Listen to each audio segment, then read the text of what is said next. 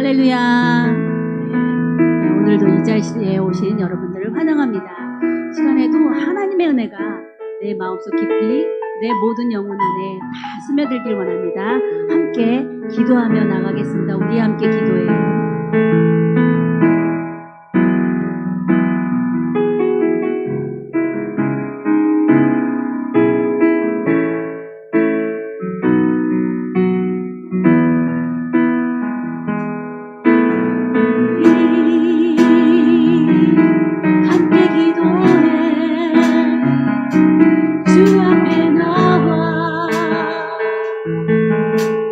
무릎 꿇고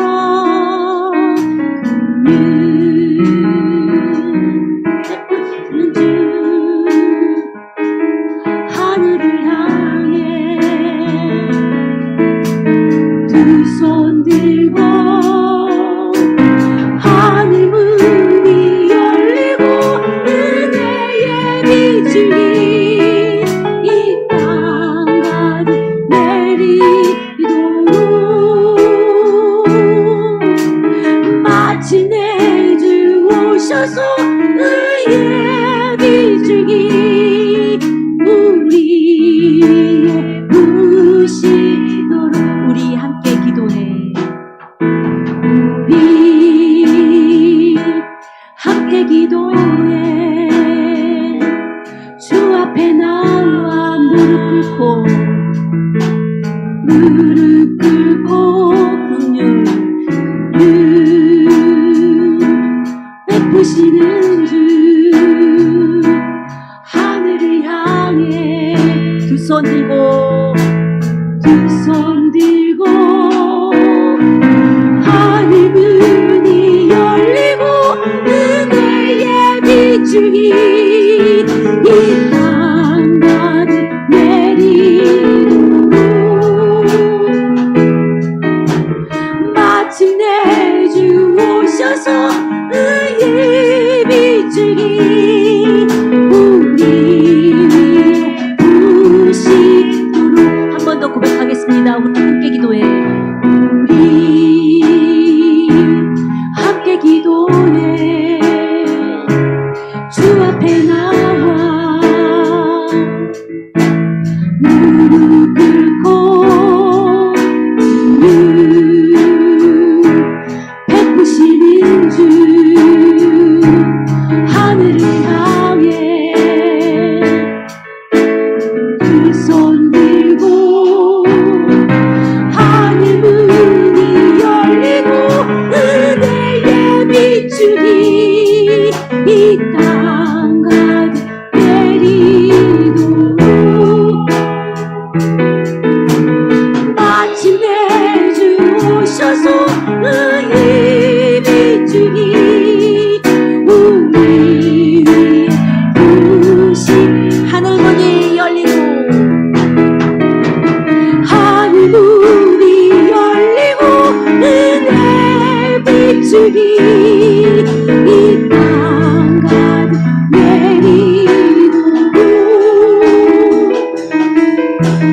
마침 내주 오셔서 의의 빛이 우리 위에 하늘 문이 열리고 다시 한번 고백합니다. 하늘 문이 열리고 은혜의 빛이 이 땅 가득 내리도록 마침 내주 오셔서 의의 빛이 우리 위에 부시도록. 아멘. 할렐루야. 살아계신 하나님 찬양합니다. 아버지, 우리 함께 기도하며 나가는 기도하자 우리 마음 아파요. 같이 합하여서 기도하는 시간 되어지길 바랍니다. 기도하자.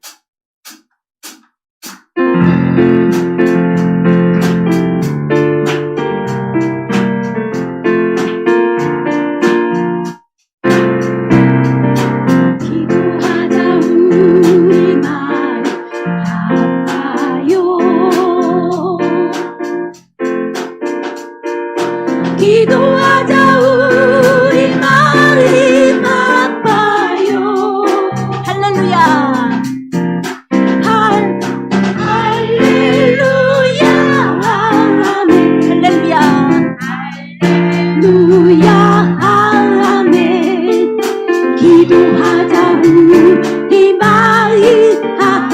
고백합니다. 기도하자. 마음 아파요. 기도하자 우리 마음 아파요. 기도하자 우리 마음 아파요. 할렐루야 아멘. 할렐루야 아멘. 기도하자 우리 마음 아파요. 찬송하자. 우리 모두 주님께. 찬송하자 우리 모두 주님께. 찬송하자 우리 모두 주님께. 할렐루야 아멘. 할렐루야 아멘. 찬송하자 우리 모두 주님께. 걸어가자. 하늘 영광 소문을.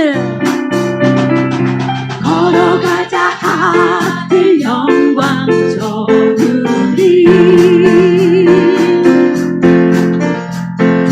걸어가자 하늘 영광 저물이. 할렐루야 아멘. 할렐루야 아멘. 걸어가자 하늘 영광 저물. 바라보자. 주님 계신 천국을. 바라보자 주님 계신 천국을. 바라보자 주님 계신 천국을.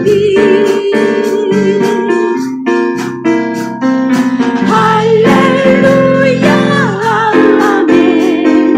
할렐루야 아멘.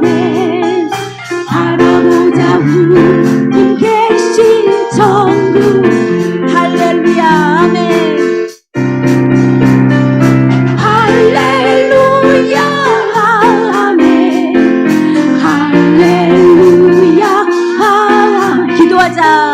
기도하자 우리 마음 아파요. 할렐루야. 아멘.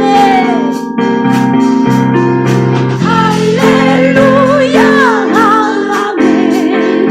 할렐루야 아멘. 찬송하자. 찬송하자 우리 모두 주님께. 할렐루야. 할렐루야 아멘. 할렐루야 아멘. 걸어가자. 걸어가자 하늘 영광 전. 할렐루야. 할렐루야 아멘. 할렐루야 아멘. 바라보자. 주님 계신 저 천국을. 주님 계신 천국. 아멘. 할렐루야. 아멘. 오늘 우리 주님의 음성을 내가 들으니 주님께 함께 나아가는 우리가 되길 소원합니다.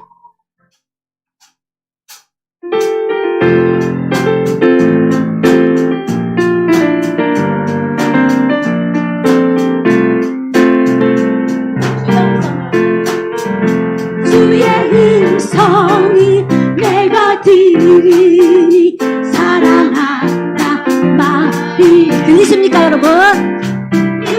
은은함으로 주께 가오니 나를 영접하소.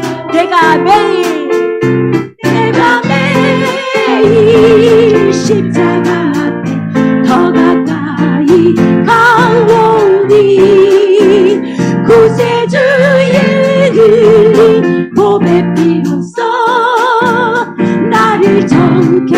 한 번 더 고백합니다. 주의 음성을.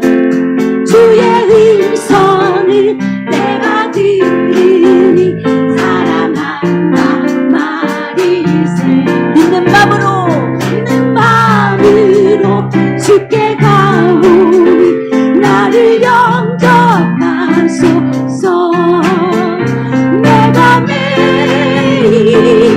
십자가 앞에 더 가까이 가오니 구세주의 보배 피로써 나를 정케 하소서. 주여 넓으신 은혜 베푸사 나를 받아주시고 나의 붉은 뜻 주의 뜻같이 되게 하여 주소서. 내가 매일 십자가 앞에 더 가까이 가오니 구세주의 흘린 보배 피로써 나를 정케 하소서. 주의 보좌로 나아갈 때에 어찌하니 기쁠까. 주의 얼굴을 항상 뵈오니 더욱 친근합니다. 내가 매일 십자가 앞에 더 가까이 가오니 구세주의 흘린 보배 피로써 나를 정케 하소서. 우리 구주의 넓은 사랑 측량할 자 없어. 아멘. 주가 주시는 참된 기쁨도 헤아릴 수 없어. 내가 매일 십자가 앞에 더 가까이 가오니 구세주의 흘린 보배 피로써 나를 정케 하소서. 내가 매일 십자가 앞에 더 가까이 가오니 구세주의 흘린 보배 피로써 나를 정케 하소서. 내가 매일 십자가 앞에 더 가까이 가오니 구세주의 흘린 보배 피로써 나를 정케 하소서.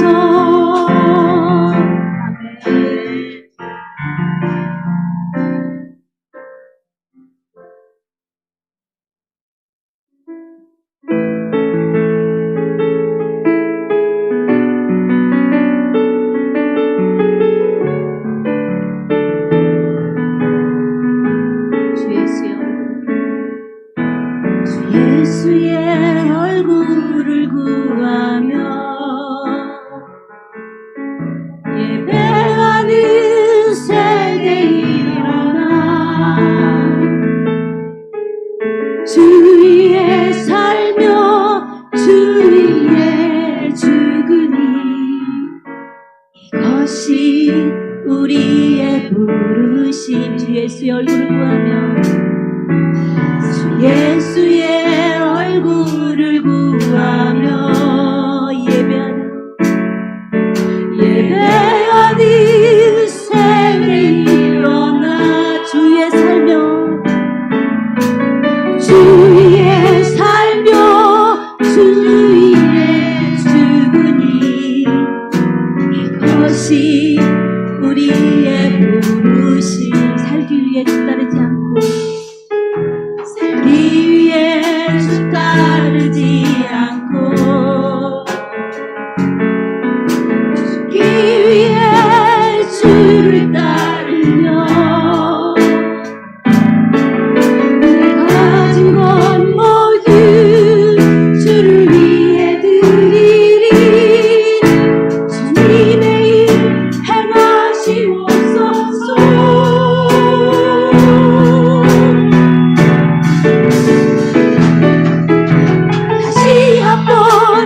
부흥을 주소서.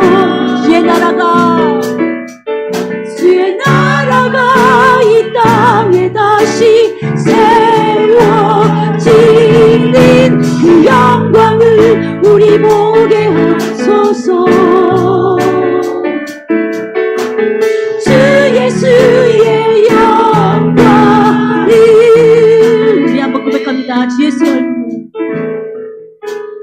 예수의 얼굴을 구하며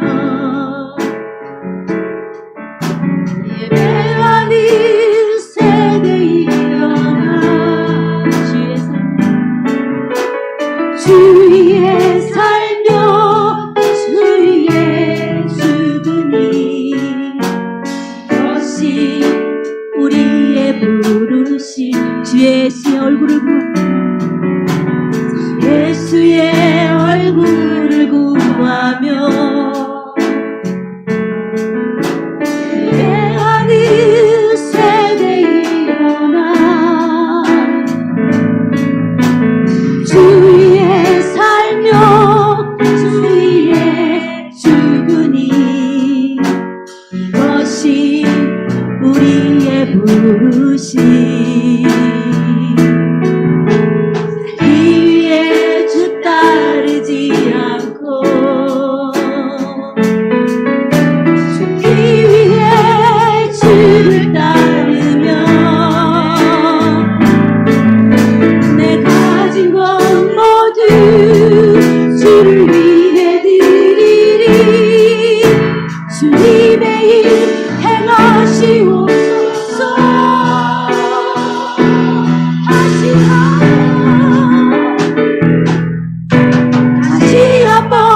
부흥을 주소서. 주의 나라가 이 땅에 다시 세워지는 그 영광을 우리 보게 하소서. 주 예수의 영광이 다시 한번 부흥을 주소서. 주의 나라가 이 땅에 다시 세워지는 그 영광을 우리 보게 하소서. 주 예수의 영광을 다시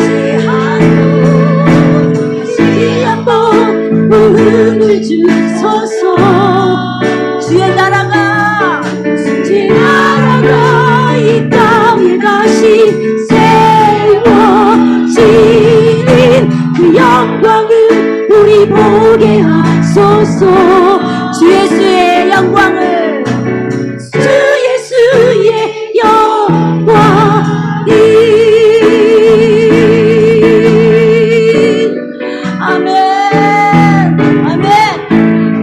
오늘도 우리가 하나님 앞에 나왔습니다. 주 예수님의 얼굴을 보기 위해 이 자리에 나왔습니다. 하나님, 예배하는 자가 일어나 다시 우리 세대가 일어나서 하나님 우리에게 부흥의 역사가 일어나는 오늘이 되기를 소원합니다. 다시 한번 부흥을 주시옵소서. 주의 나라가 이 땅에 다시 세워지는 날이 있게 하여 주시옵소서. 우리의 눈으로 우리가 그 역할을 할 수 있도록 도와주시옵소서. 주님의 영광을 바라볼 수 있도록 도와주시옵소서. 이 시간에도 주여 한번 부르시고 통성으로 기도하시겠습니다. 주여, 할렐루야. 살아계신 하나님 아버지 감사합니다. 이 시간에도 주님 말씀하여 이 시간에 우리 주님 말씀대로 나갔습니다. 하나님께서 주신 말씀하신 대로 정말 이 땅에 부흥의 역사가 일어날 수 있도록 하나님 함께 하시게 도와주시옵소서. 하나님 주님을 바라보고 예수님의 얼굴을 구하며 나가는 우리가 되어질 수 있도록 역사하시는 거여 주시옵소서. 하나님의 그런 영광을 우리가 보게 하여 주시옵소서.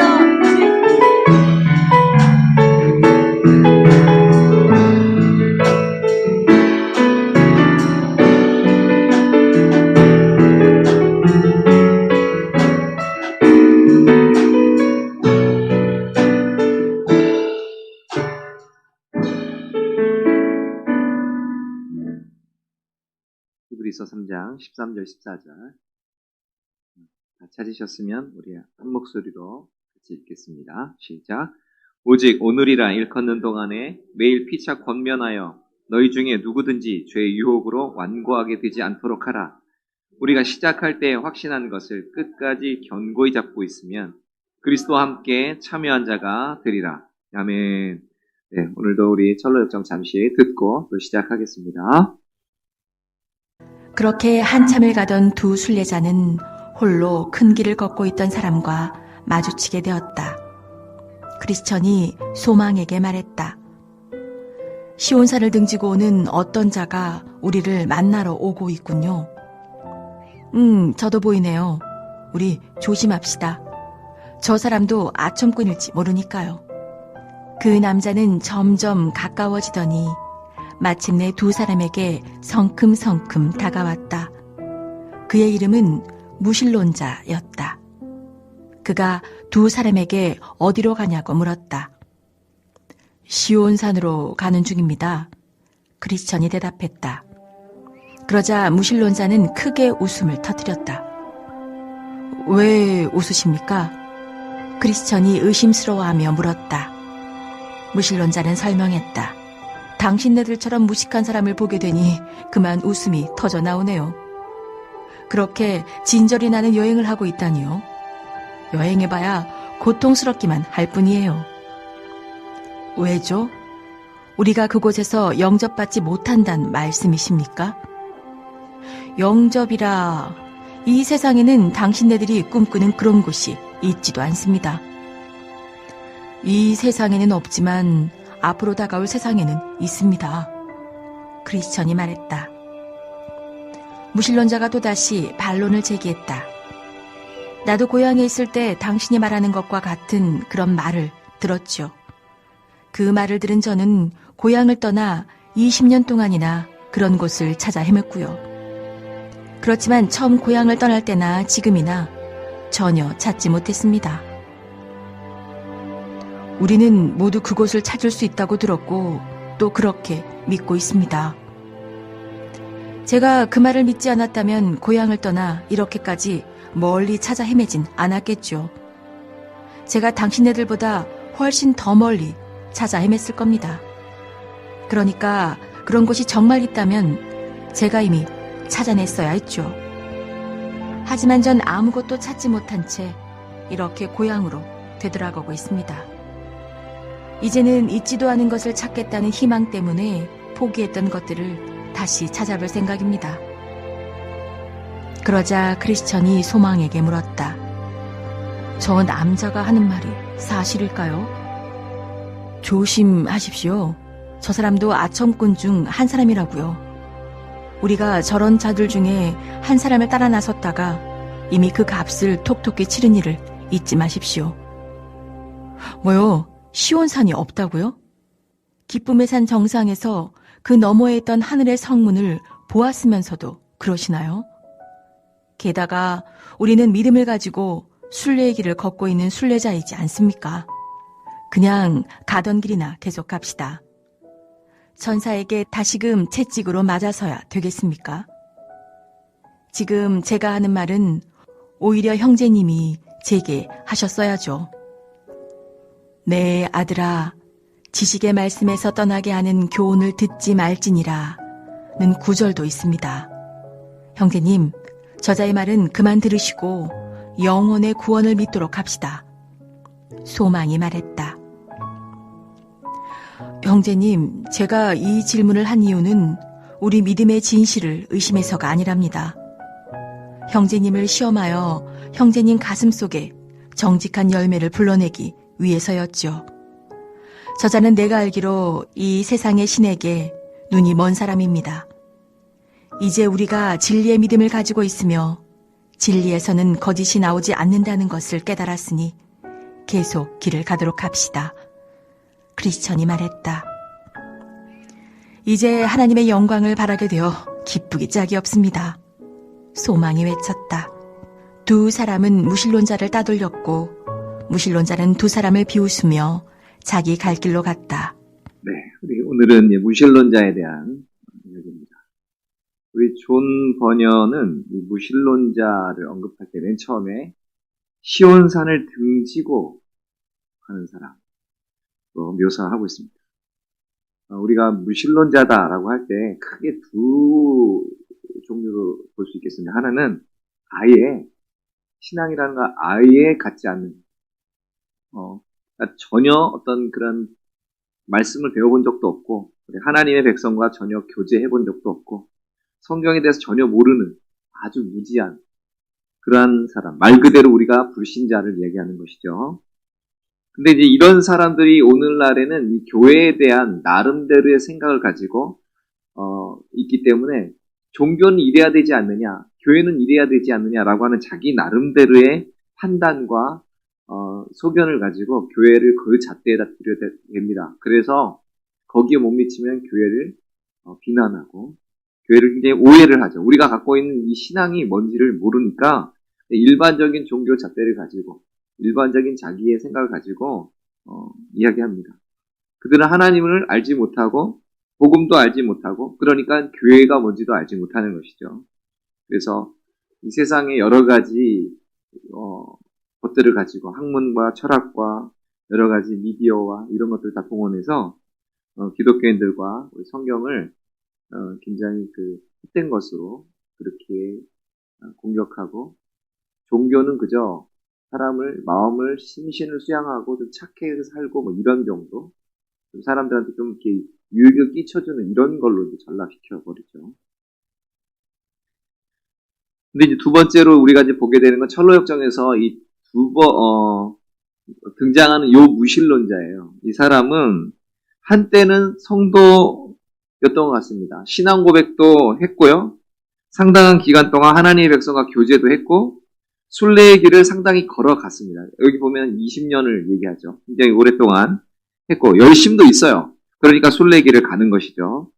그런데 이러한 믿음이 있는 것처럼 보였던 이 사람에게 있어서 그 시간 동안 과연 그가 가지고 있었던 믿음은 무엇인가? 그가 가지고 있었던 믿음이라고 하는 건 무엇인가라고 할 때 항상 배우지만 진리에 이른 적이 없는 사람인 것이죠. 교회 안에 이런 사람이 있을 수 있다.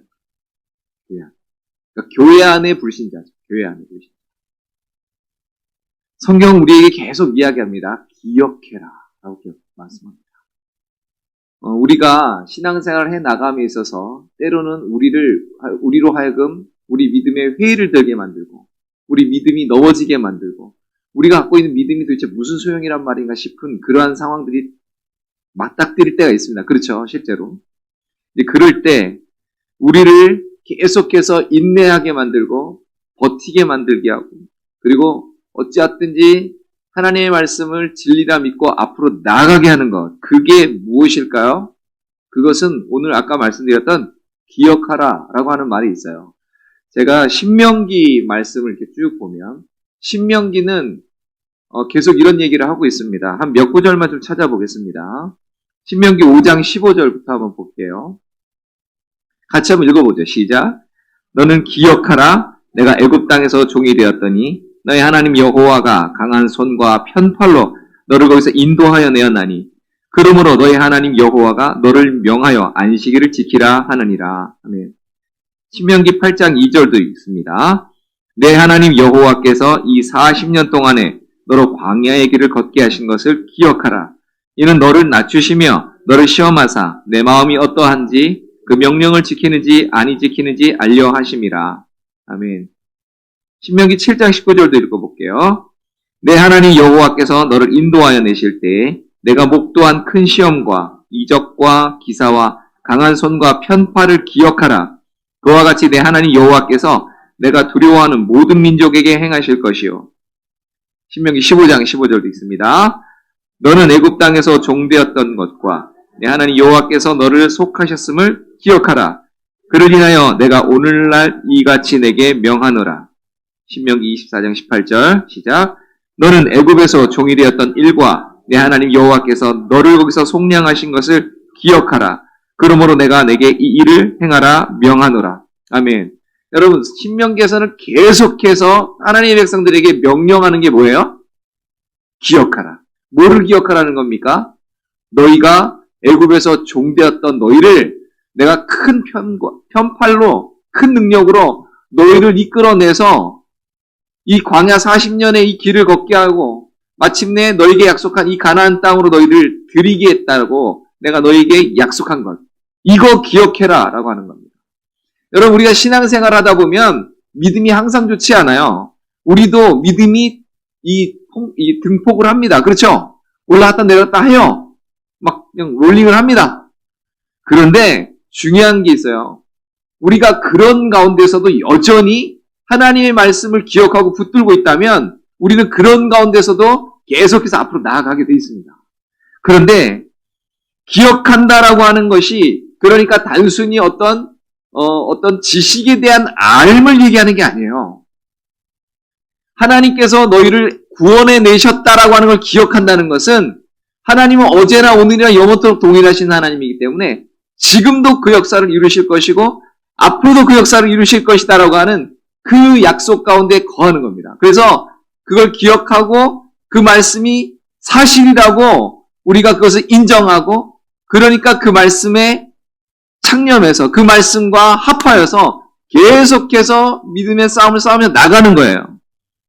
그렇게 하다 보면 하나님의 영광이 드러나는 겁니다. 하나님의 일하심, 하나님의 역사하심이 드러나게 돼 있는 거예요. 여러분 만약에 우리 성경의 인물들 중에 하나님이 말씀하셨는데 아이고 그래요? 그런지 안 그런지 내가 어떻게 알아요? 그러면 그런 역사가 있었을까요? 없었다는 거죠. 여러분 만약에 아브라함 보고 너 본토 친척 아비 집을 떠나서 가라라고 하는데 아이고 제가 여기가 어디라고 갑니까? 그러면 하나님의 그런 역사는 없다는 거죠. 여러분 만약에 사드락과 메삭과 아벳느고와 이들이 만약에 신상에게 절해가지고 그 위기를 만약에 넘겨버렸다고 한다면 하나님께서 풀무불에서 건져주는 그런 역사는 없는 거예요, 여러분. 다니엘이 사자굴에 들어가게 됐는데 거기에서 산사자를 깔고 잔 인류 최초이자 마지막 사람이 될 수가 없는 거죠. 우리도 해보고 싶죠. 사자를 베고 자면 어떤 느낌입니까? 폭신폭신할까? 참 따뜻폭신할 것 같아. 참. 여러분 그러니까 우리가 하나님의 말씀을 기억한다라고 하는 건 단순히 지식적으로 안다는 말이 아니라 그 말씀이 사실이라고 믿고 그 사실을 따라서 그냥 가는 거예요. 내 상황이 좋든지 내 상황이 좋지 않든지 간에 이것이 계속해서 가는 것. 물론 가다 보면 힘든 일도 있고 어려운 일도 있고 때로는 넘어지기도 하고 뭐 그렇지만 그럼에도 불구하고 계속해서 진리의 편에 서는 겁니다. 하나님께 충성하며 가는 겁니다. 이게 신앙이에요, 여러분. 그러니까 이런 걸 가지고 이런 성경적인 잣대를 가지고 우리의 믿음을 한번 이렇게 대보자는 거죠. 여러분 믿음이 작을 수는 있어요. 그렇지만 믿음이 작다고 해서 그 모양이 이상하지 않습니다. 여러분 아기가 태어나면 여러분 아기 손가락이랑 발가락 보셨잖아요. 저는 우리 애 셋을 낳을 때마다 너무 신기해. 요 끝에 새끼 손가락하고 새끼 발가락은 요거 잘못하면 떨어질 것 같이 생긴 거예요. 이렇게 잘못 건드면 얘가 그냥 뚝 부러져 떨어질 것 같이 생겼어요. 그렇지 않아요? 야, 근데 그대로 사람 모습이라는 거죠. 여러분 우리가 믿음이 그렇다고요. 약해 보이고 연약해 보이지만 방향이 있고요. 형태가 있고요. 그게 있는 거예요, 여러분. 근데 내가 믿음이 있다라고 얘기를 하는데 믿음이 있는 거야? 싶은 게 있죠. 너가 사람이야?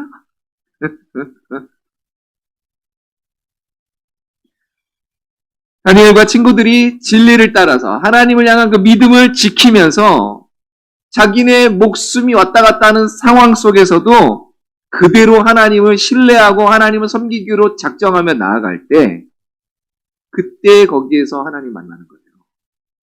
그때 그 풀무불 안에 인자 같은 이가 분명히 들어갔는데 한 명이 더 있는 거죠.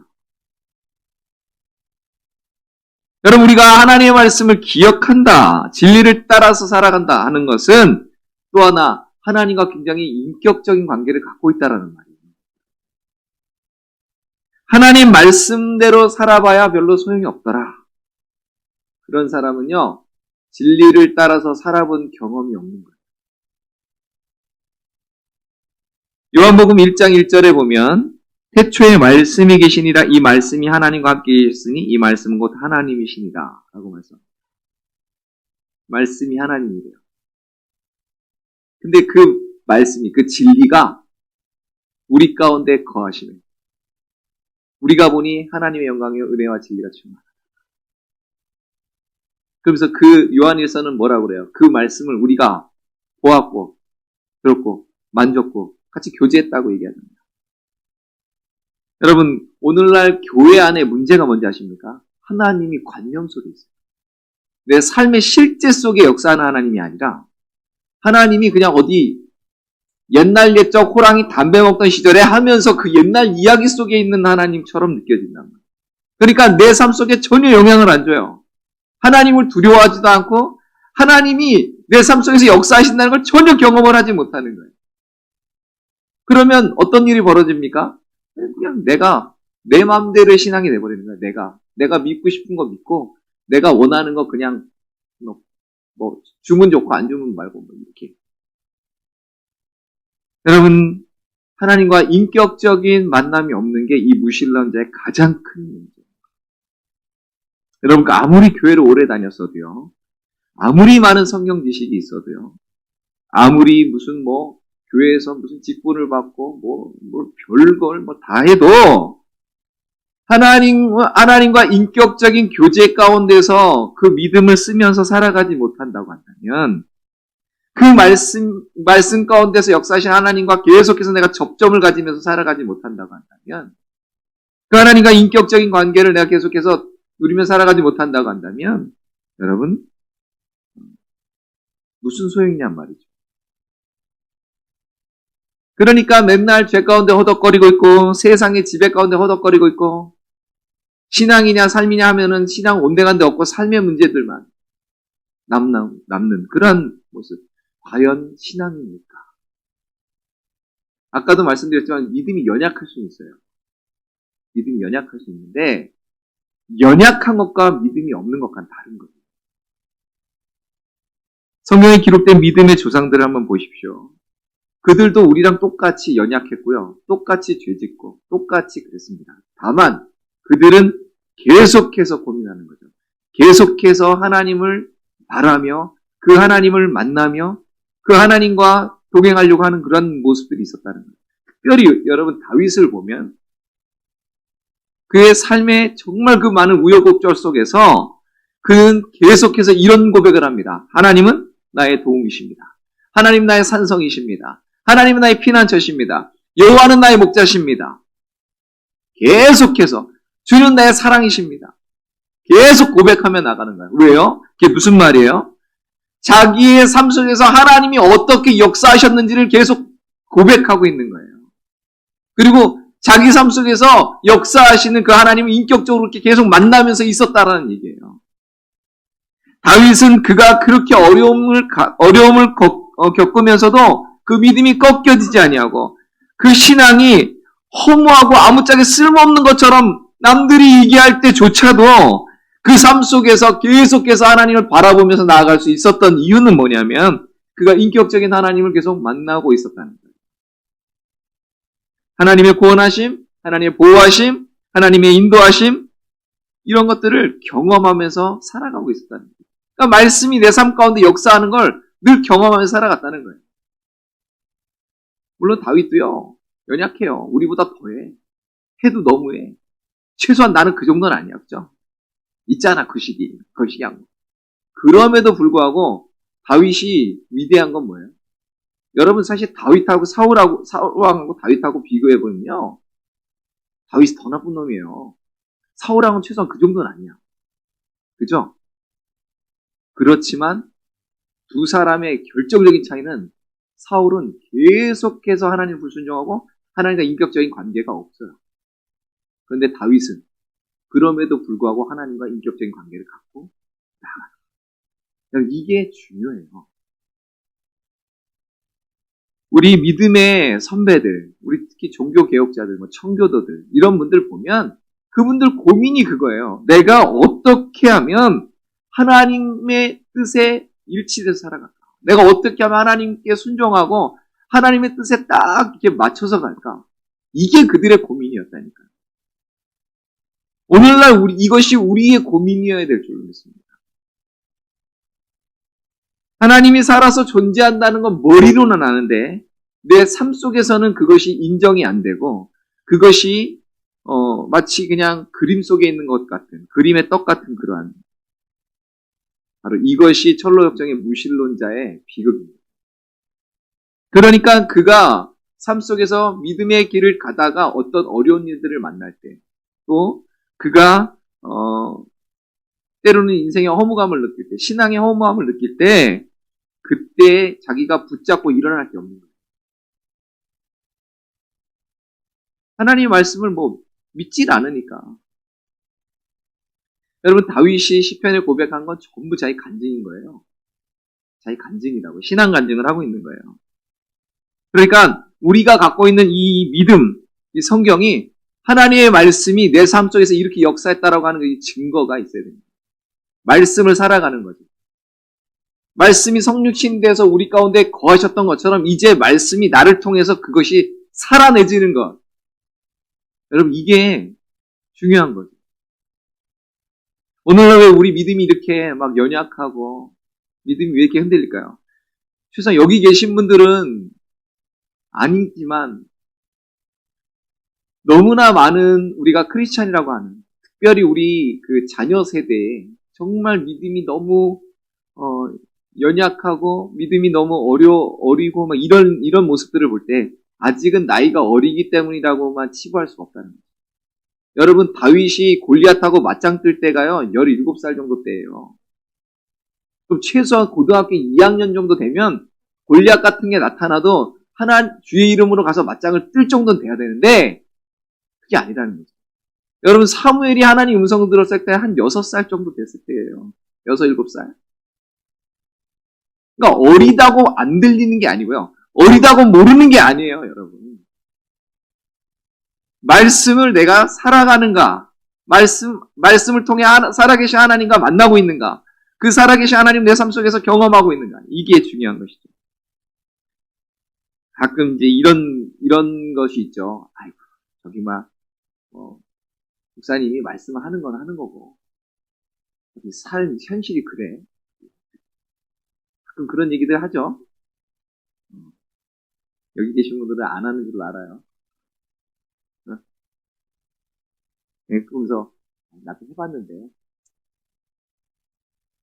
안 되더라. 뭐. 이렇게 이런 식의 멘트, 이런 거 하지 마시고. 자꾸 그러니까 교회 안에서는 그냥 적당히 어떤 신앙의 그런 행위 정도만 하고 나머지는 문제는 여기서 해결할 게 아니고 나가서 세상적인 어떤 철학과 방법과 세상적인 어떤 심리학과 철학과 이런 걸로 해결하고. 여러분, 말씀으로 해결이 안 된다. 기도함으로 해결이 안 된다. 이런 멘트가 나가는 순간 조심하시고. 믿음이 없는 거예요. 믿음이 연약한 게 아니고 믿음이 없는 거예요.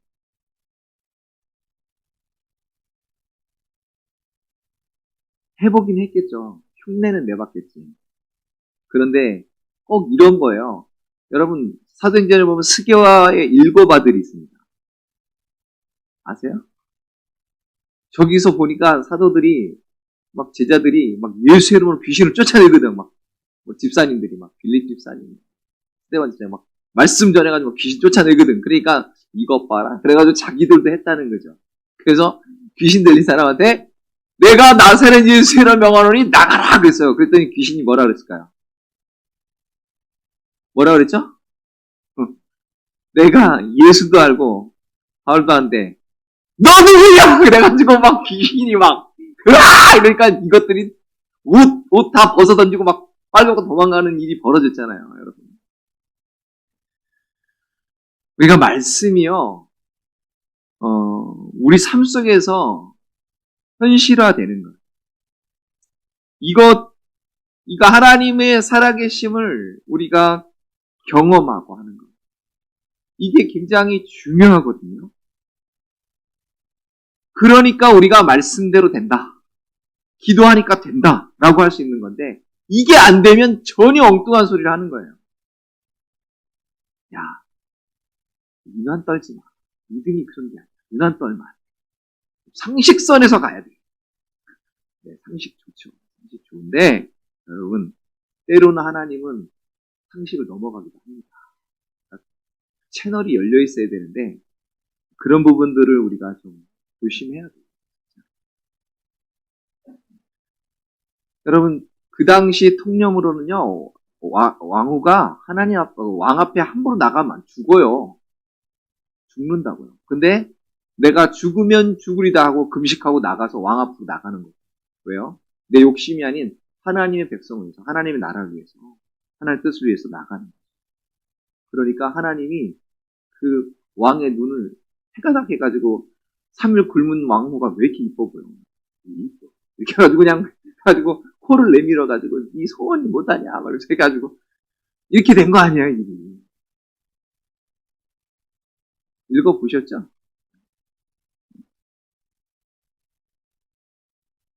그래서 철로역정의 이 무신론자 이렇게 보면서 제가 앞에 나왔던 인물들이 갑자기 쭉 생각이 나더라고요. 변덕쟁이, 형식주의자, 위선, 겁쟁이, 의심 쭉 나오는데 어쩜 이렇게 하나같이 똑같잖아요. 비슷하지 않습니까? 패턴이 비슷하잖아요. 그들은 하나님하고 믿는 것 같은데 믿는 게 아니에요. 말씀하고는 상관이 없이 살아가는 거죠. 이런 사람들은 하나님께 대한 헌신을 피곤하게 생각합니다. 말씀의 조명을 받아서 그 기쁨으로 받기보다는 말씀을 받으면 불편한 거예요. 왜? 내 본성을 거스르니까. 그리고서 자기만 그러면 되는데 남한테까지 그래요. 오늘 여기 무신론자 그러잖아요. 오면서 야 니들같이 어리석은 사람들을 내가 보니까 웃겨 죽겠다 하면서 그렇게 시작하잖아요. 아까 아직도 믿냐? 그러면서 아직도 믿냐라는 식으로 가잖아요. 그러니까 자기도 쓰러지고 남도 쓰러지고 도미노 인생 되는 거죠.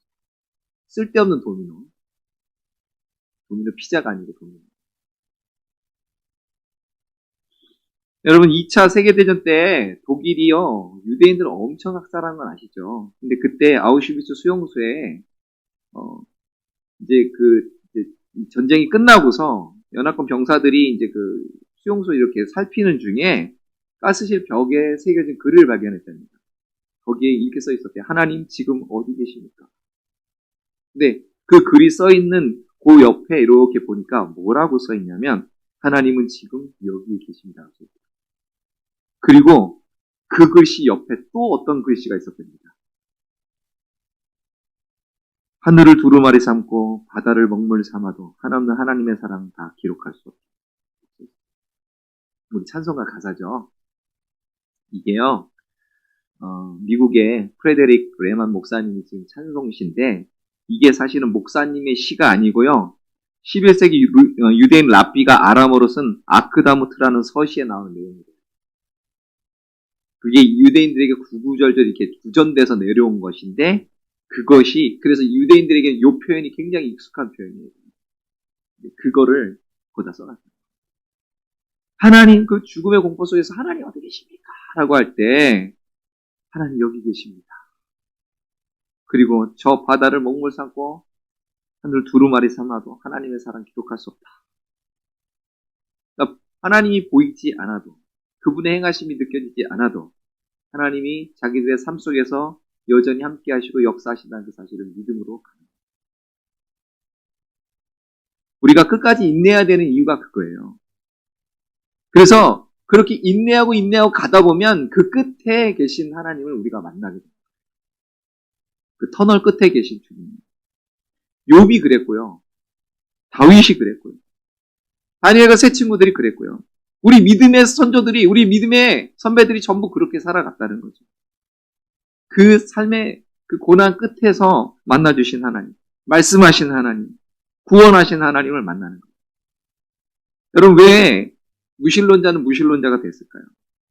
그는 이렇게 얘기해요. 답답한 여행을 하는 당신과 같은 무식한 사람을 보니 웃음이 나옵니다. 당신들은 여행에서 고통 외에는 아무것도 얻지 못할 것이요 라고 얘기하거든요. 여러분, 사람들이 믿음을 잃는 이유가 뭐냐면 믿음으로 사는 그러한 기쁨과 감사를 알지 못해서 그래요. 그러니까는 신앙생활 자체가 짐스럽고 고통스럽고 그냥 벗어버리고 싶은 걸로만 생각을 하는 거예요. 여러분, 그런데 고난 끝에 오는 하나님의 은혜를 모르는 거예요. 십자가만 알지 부활은 모르는 거예요. 이걸 알았던 사도 바울은 빌립보서 3장에 이렇게 고백합니다. 내가 그리스도와 그 부활의 권능과 그 고난의 참여함을 알고자 하여 그의 죽으심을 본받아 어떻게 해서든지 죽은 자 가운데서 부활에 이르려 하노니. 그 말이에요. 여러분, 우리가 예수님을 믿는다는 건 고난을 피하는 게 아니고요. 그것을 믿음으로 뚫고 나갔을 때 주시는 부활의 영광 때문에. 그러니까 우리가 날마다 죽노라 하지만 그 죽노라 하고서 그 다음에 있는 건 뭐냐면 그리스도 예수 안에 잡힌 바 된 그것을 잡는 거예요. 그게 부활의 역사인 것이죠. 그러니까 주의 부활을 경험하기 때문에 우리가 때로는 고난스러워도 힘들어도 어려워도 계속 이 길을 가는 것이죠.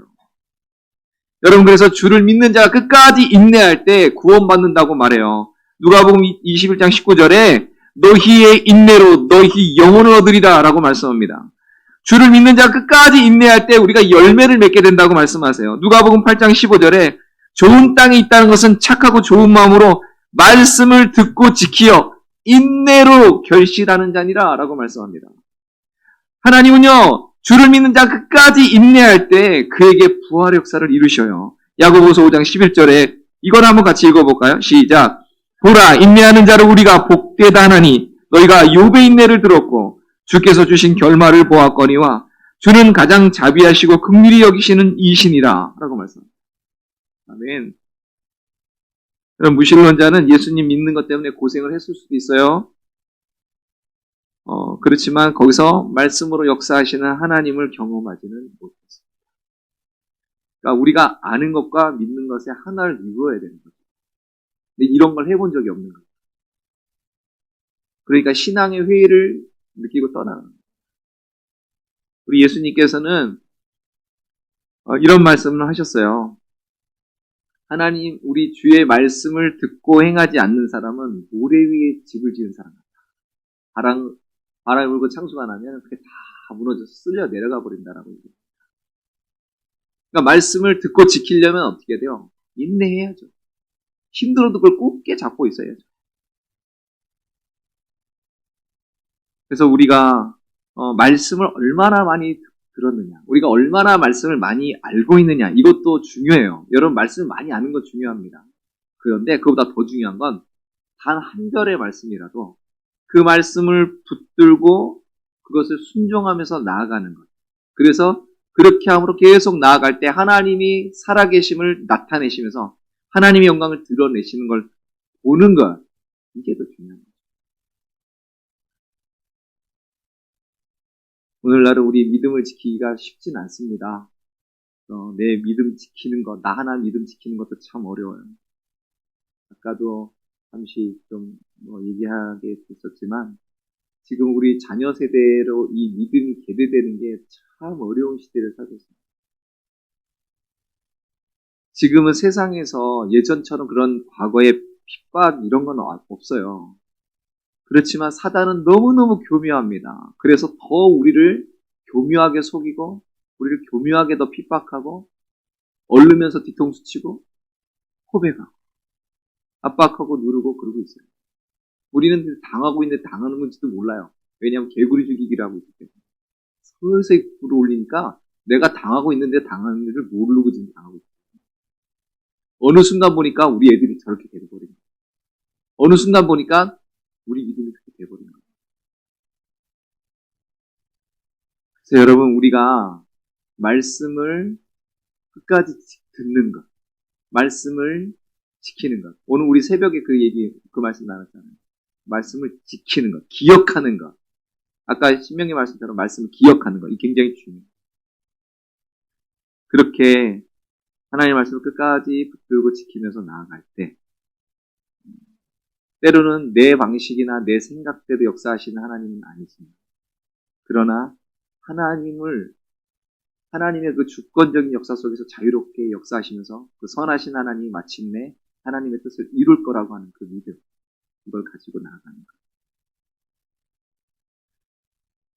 이런 사람이 경건의 능력을 가지고 살아갈 수 있는 것이고, 그래서 오늘 우리가 읽었던 히브리서 3장 14절 말씀처럼 우리가 시작할 때 확신한 것을 끝까지 견고히 잡고 있으면 그리스도와 함께 참여한 자가 되다 하는 이 말씀대로 이 말씀에 일치해서 우리가 살아갈 수 있게 되는 것입니다.